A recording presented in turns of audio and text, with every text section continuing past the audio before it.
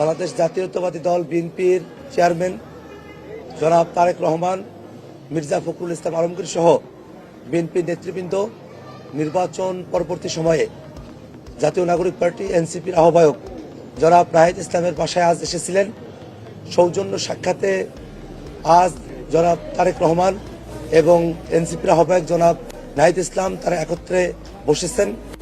আমরা জাতীয় নাগরিক পার্টি এনসিপি যদিও নির্বাচনের ফলাফল নিয়ে কয়েকটি আসনে আমাদের প্রশ্ন রয়েছে, তথাপিও জনাব তারেক রহমান যে রাজনৈতিক সৌজন্যবোধের জায়গা থেকে জনাব নাহিদ ইসলামের সঙ্গে আজ সাক্ষাৎ এসেছিলেন, এই রাজনৈতিক সৌজন্যতা এবং তার জয়ী হয়ে আসাকে আমরা অভিনন্দন জানাই। আমরা নিজেদের মধ্যে সত্ত্বেও কিভাবে রাজনৈতিক মতভিন্নতার বাইরে গিয়েও একত্রে দেশের জন্য কাজ করতে পারি সেই বিষয়গুলো নিয়ে আমরা কথা বলেছি।